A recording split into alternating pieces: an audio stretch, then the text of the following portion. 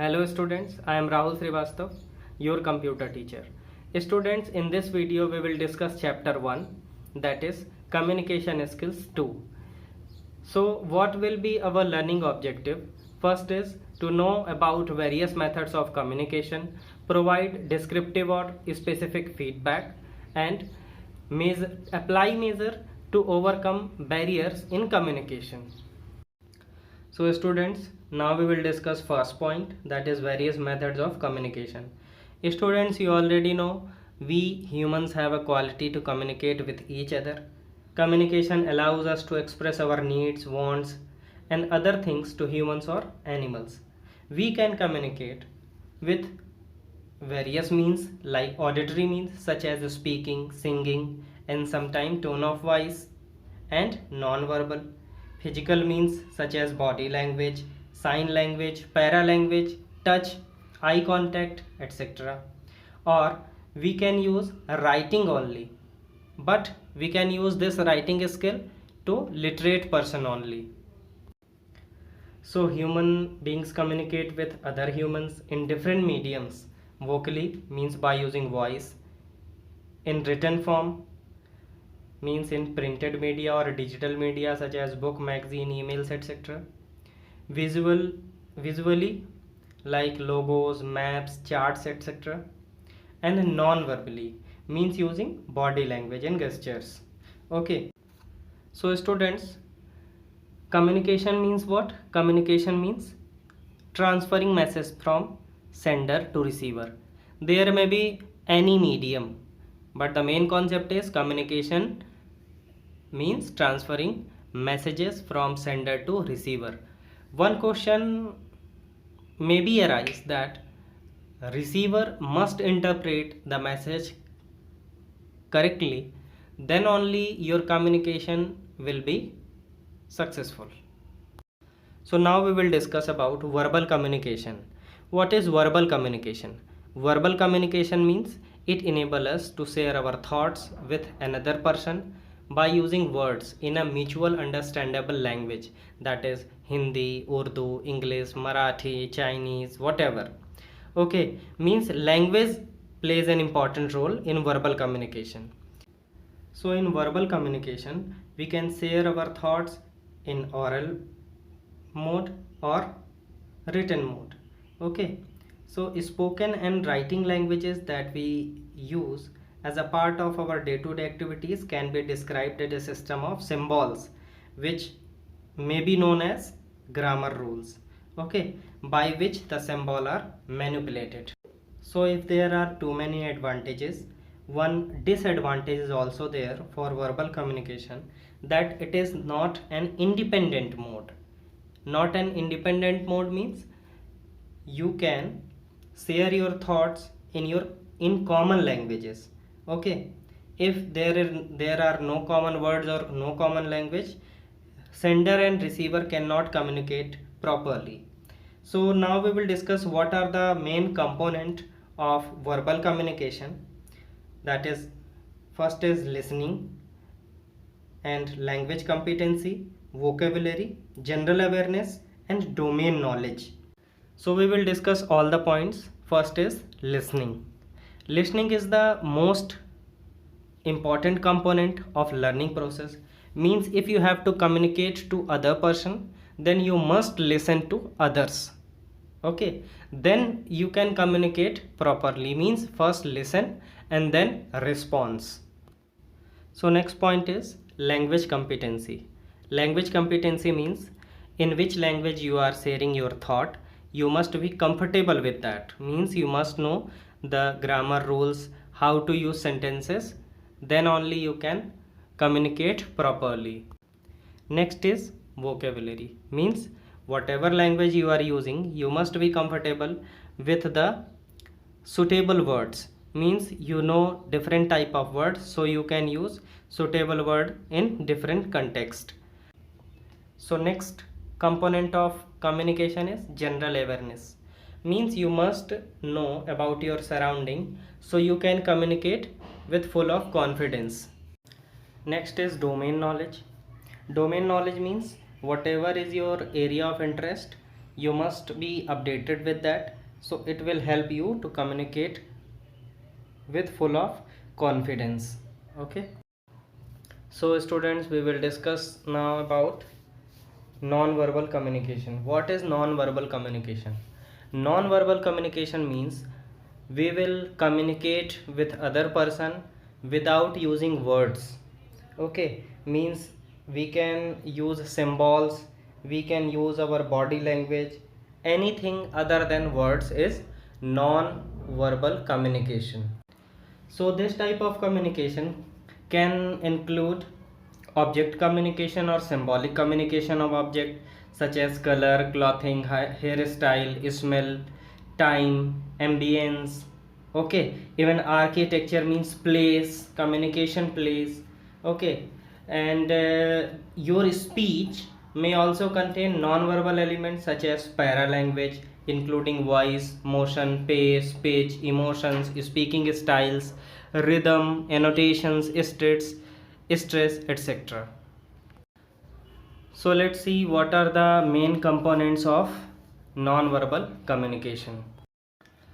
Body language, kinesics, proxemics, haptics, paralinguistic, chronemics, chromatics, and olfactics. So what is body language? Body language is a complex mixture of gestures, movement, postures, and tone of voice. This is called your body language. Now interpretation of movement of body is called kinesics. It may be cultural bounds. Next is proxemics. It refers to how we use physical space in our day-to-day interaction with others. So this is called proxemics. So next component of non-verbal communication is haptics. Means when we use our emotions to communicate, like handshake, affectionate hug, angry slap, etc. Okay, means when people achieve sense of connection. So next component of non-verbal communication is paralinguistic. What is paralinguistic? Means when we talk to other person, we use pitch, pace, pause, silence, noise, okay, like laughter, yarning, etc. So this communication component is called paralinguistic. Now next component is chronemics. Chronemics means what? Means you are using time in a disciplined manner. Okay, some cultures are having a strict toward the use of one's own as well as other times. So this component refers to as chronemics. Next component is chromatics. What is chromatics? Means using colors. When colors have some meanings, you use colors to convey the message. So this will be called chromatics. Next component is olfactics. Means using sense of smell. Different type of smell impact our brains in different manner. So this component will be referred as olfactics.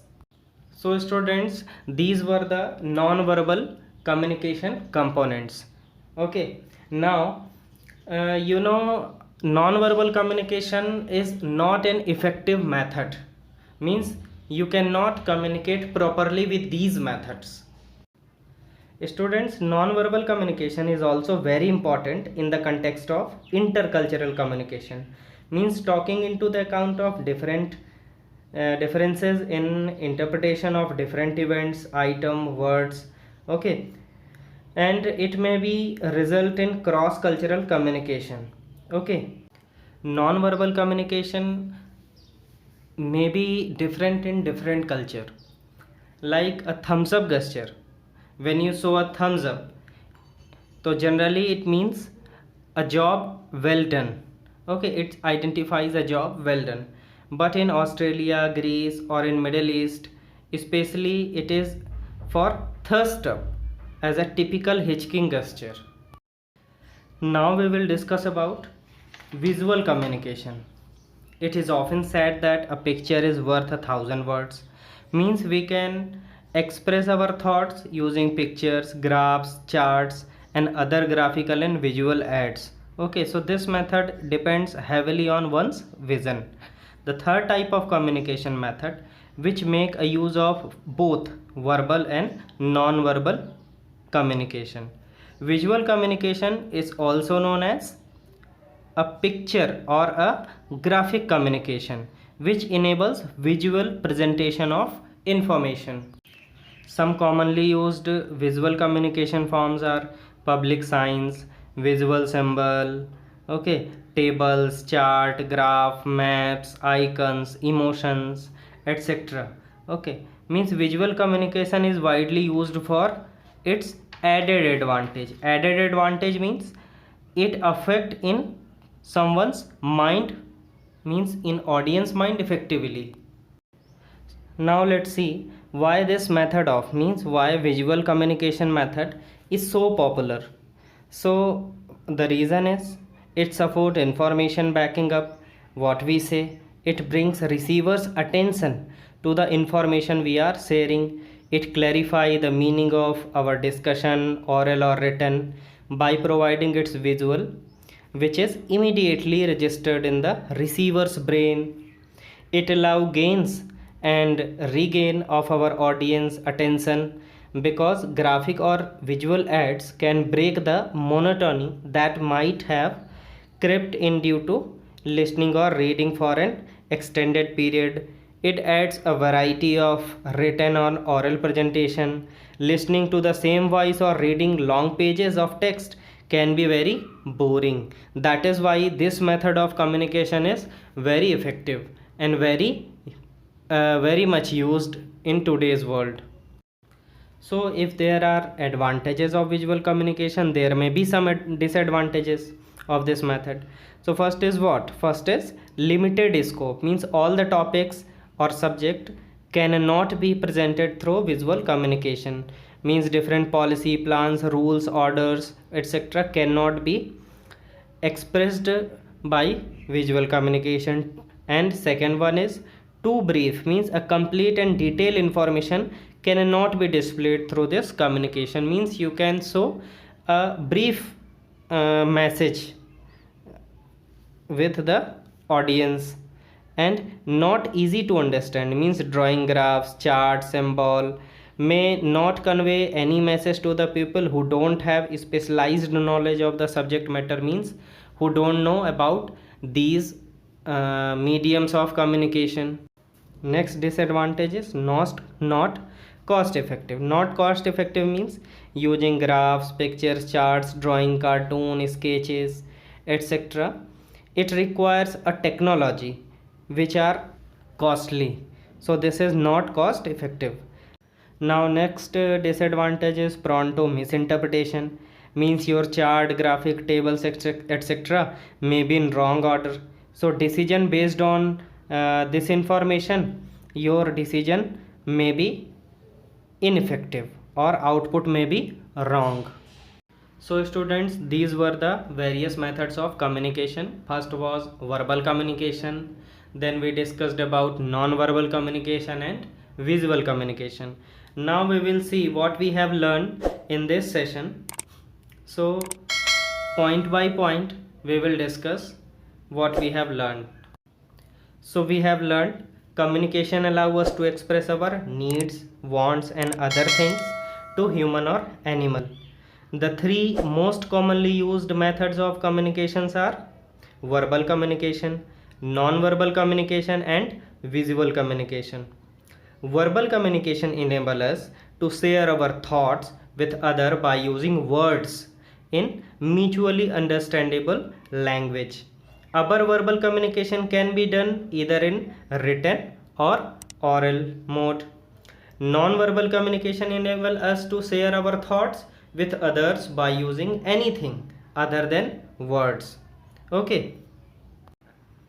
In non-verbal communication, you not use words, you use gestures, signs, symbol, facial expression, body language, hairstyle, smell, time, means symbolic communication.